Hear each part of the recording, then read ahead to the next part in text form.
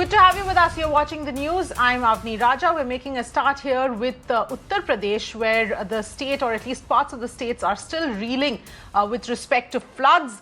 Now, in Varanasi, nearly 24 colonies have been completely submerged as a result of the flooding. Many areas in the cities have been disconnected due to the flood situation. River Ganga is still flowing above the danger mark. Several acres of crops have also been submerged and damaged. In fact, taking stock of the situation, Chief Minister Yogi Adityanath also visited the affected areas. Meanwhile, locals are struggling to get relief material being provided by the government.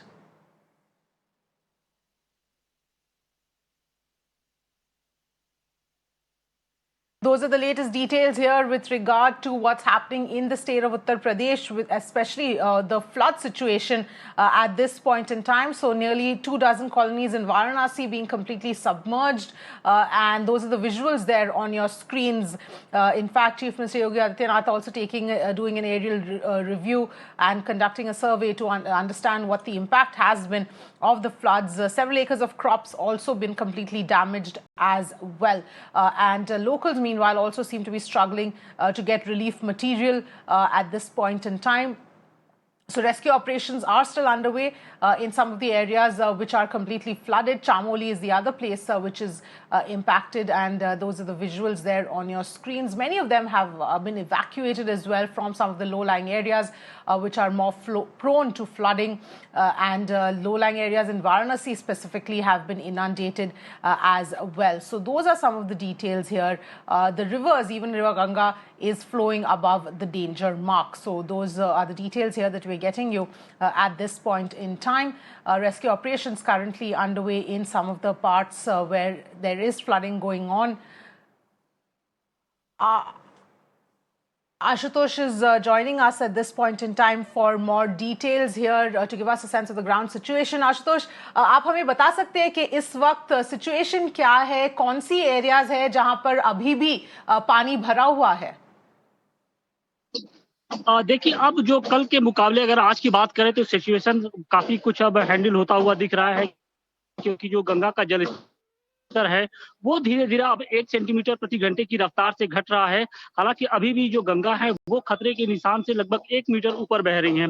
अगर बाढ़ प्रभावित इलाकों की बात करें तो जो सबसे ज्यादा जो प्रभावित इलाका है वो सामने घाट का इलाका है। इसके अलावा जो वरुणा किनारे के जो इलाके हैं, जैसे नक्की घाट है, आदमपुर है, इन सब इलाकों में अभी भी पानी भरा हुआ है। और अगर पूरे बनारस की बात करें तो लगभग 2 दर्जन से अधिक ऐसे मोहल्ले हैं जिनमें लगभग 10 फीट तक पानी भरा हुआ है, और जिसकी वजह से जो लोग हैं, बहुत से लोग अभी भी फंसे हुए हैं। बहुत से लोगों ने घरों की छतों पर अपना आशियाना बना रखा है, तो दूसरी तरफ बहुत से ऐसे भी लोग हैं जिन्होंने बाढ़ राहत कैंप में फिलहाल वो रह रहे हैं।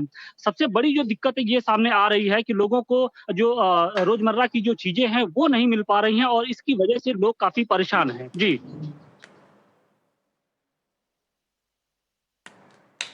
जी बिल्कुल आशुतोष, और जैसे कि आपने कहा कि लोग को परेशानी हो रही है, जो रिलीफ मटेरियल गवर्नमेंट ने अरेंज किया है वो भी उन तक ठीक से पहुंच नहीं पा रही है।